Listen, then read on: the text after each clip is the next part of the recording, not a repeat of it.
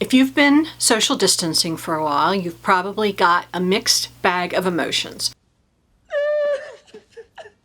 You're scared of what might happen in the next couple months. You're frustrated that things that used to be so simple, just like getting your hair done, are so difficult now, although that is a very first world problem. And for me, I'm really disappointed that my fan conventions have been canceled, because that is where my friends are, and that's my happy place. But there are things that you can do to stay mentally and emotionally healthy during this time. Stay tuned for some tips for coping during quarantine, as well as the secret weapon that fans have that's unique.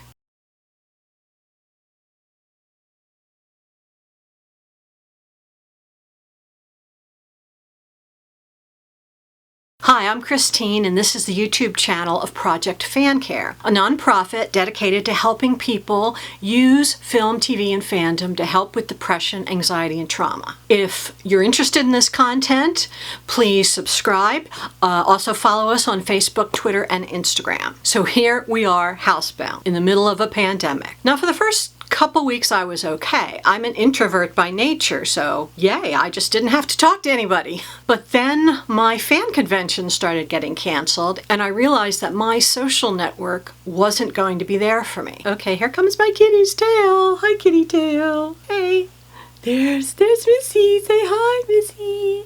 And in addition to all of that, the main way we help people at Project FanCare is panels at fan conventions. So now our primary way of helping people is scuttled. And who knows how long it's going to be till we get back to whatever the new normal is going to be. Now, I've been seeing a lot of articles and videos and podcasts about how to survive physical distancing. Now, I wanted to do something similar for my audience.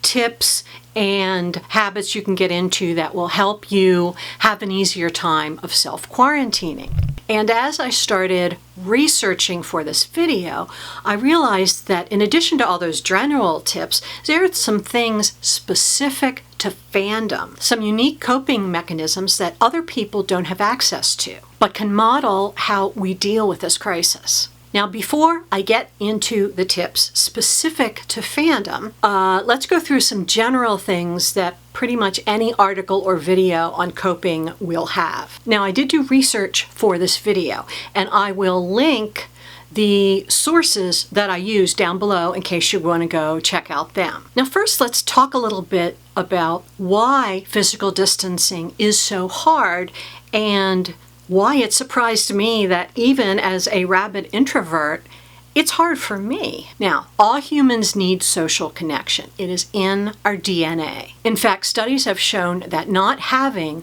that social connection can impact our mental and even physical well-being. Studies have shown that extended loneliness can lead to an increase in cardiovascular disease, diabetes, and autoimmune disorders. Being alone can make depression worse for people who already suffer from it, and even people who have never suffered from mental health issues can start to experience depression when they're isolated. Now, as far as us introverts, sure, we're not the kind of people that need to be around lots of people all the time, but even we have our cherished connections, one of which, like me, is fan conventions. The bottom line is that our human DNA requires us to have social relationships, and we suffer physically and mentally if we don't have them. So if anyone tells you that not being able to socialize is not a big deal, they're wrong. The first few tips I have are general for anyone, anywhere. Now, the first tip is to be honest about what you're thinking and feeling. Don't pretend that what you're going through isn't stressful. Acknowledge that what's happening is scary, and it's okay to be scared. The second tip is to find something to be grateful for, also called practicing gratefulness. Now, this may sound trite, but I have tried it and it really does work for me. Because studies have shown that the more you focus on what you have and what you're grateful for, the less mental energy you have to focus on the negative things. Similarly, we can practice what's called mindfulness. I know it sounds trendy, but I use it and it actually does work. Mindfulness is clearing your mind of everything except what is immediately going on around you. What you're right now seeing, smelling, hearing, tasting. One definition of mindfulness is to be fully aware of what is happening around you at any specific moment. And not thinking about the past and not thinking about the future, just that moment. I've listed some websites, articles, etc. below on how to practice mindfulness. Now, what I often do is combine mindfulness and gratitude together. First, I'll quiet myself and clear my mind and just focus on what's going on around me. Right now, it's the ring light and the camera and the words on the page and my cat across the room.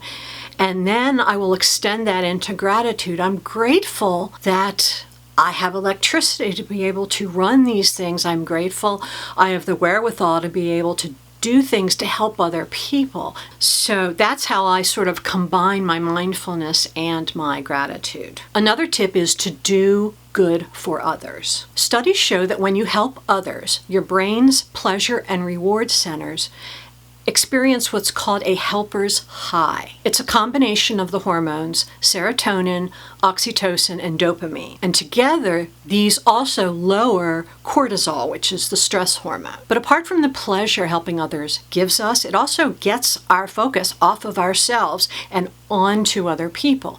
Again, our brains are limited on what they can focus on at one time. So when we are focusing on what other people are going through, we're dwelling less on our own problems. And then we also find more things to be grateful for, which creates a positive circle of its own. The last sort of general tip has to do with social media. Now, the fact that we can't leave our homes is causing many of us to go on social media to get that social connection, which is a good thing. It's wonderful for us that that exists now. If this had happened 20 years ago, we would not be able to do that. For some of us right now, social media is our lifeline. But we have to use it like anything else. We have to use it wisely. If you have people in your feed who are constantly negative, constantly critical, constantly expounding upon conspiracy theories and how this is the end of the world, you need to be responsible for your own mental health and block those people. And while it's not technically social media, too much news is also bad. Humans are empathetic creatures. When we see other people suffering, we feel that suffering. And watching the news all the time and seeing all these other people around the world and what's happening to them causes us to have empathetic overload. Our brains simply weren't designed to have that much input from all around the world all at one time. I check the news twice a day, once in the morning, once in the evening. And that keeps me informed, but doesn't overload me. It may be less for you. You may need to only check it once every couple days.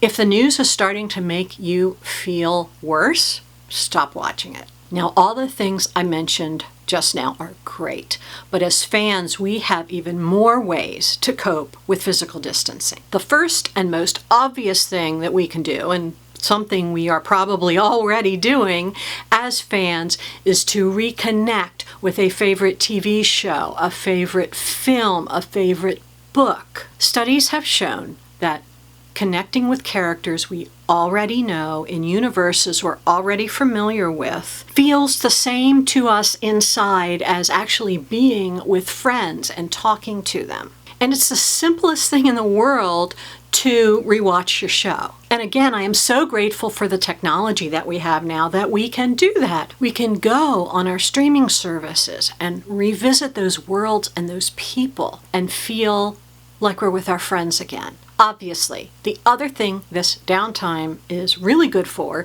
is starting a new fan-based project. Create and make a cosplay. If you've never cosplayed, work on one you've been working on for a year. Write some fan fiction.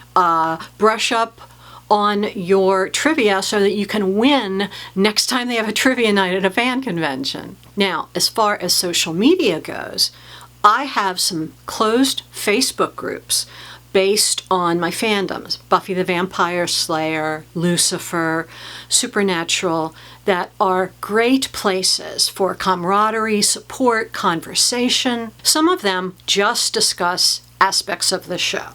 Others of them are mental health based, but in that particular fandom.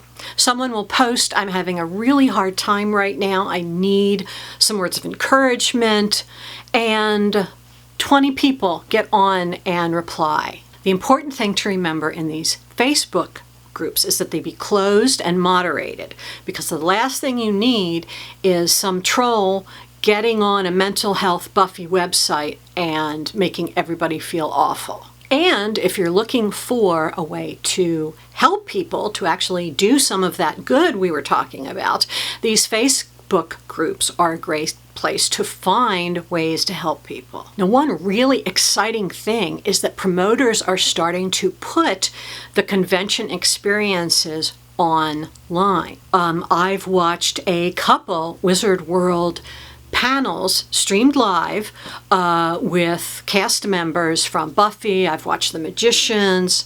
I think coming up is Grimm and Outlander. And I know that other promoters are doing this as well. This is a fantastic way to feel like you're reconnected because they're live and you're seeing other fans comment and ask questions as you're watching it. Now, finally, and maybe most importantly, as fans, we have something that other people do not have.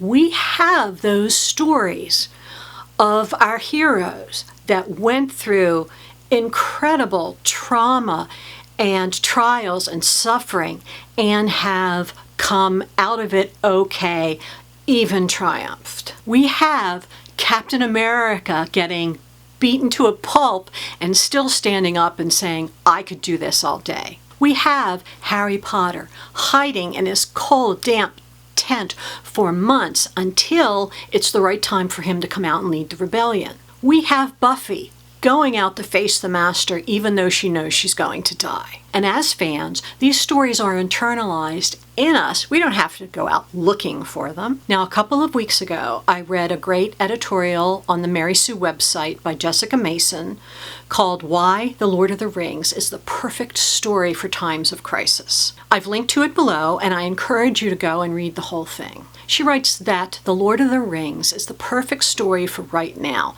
because it's the hobbits, not the great warriors, not the wizards, not the people with superpowers who actually make the journey and fulfill the quest and get through it. In her words, and I hope I get this quote right, The Lord of the Rings is not just about hope. It's about choosing to hope in the face of terrible darkness. If you, as a fan, are having a hard time right now, access those internal hero stories that you have. Who knows when things will get back to normal, and who even knows what the new normal will look like. But we will get through this because we have our stories. Now, I'm super interested in what you're doing right now to cope during quarantine, in a general sense or in a fan-specific sense. So let me know down in the comments below if you have tips for other people or something I didn't talk about. I'd love to hear from you. And also, if you like this content, subscribe and follow us on Facebook, Twitter, and Instagram so you can keep up on what we're doing.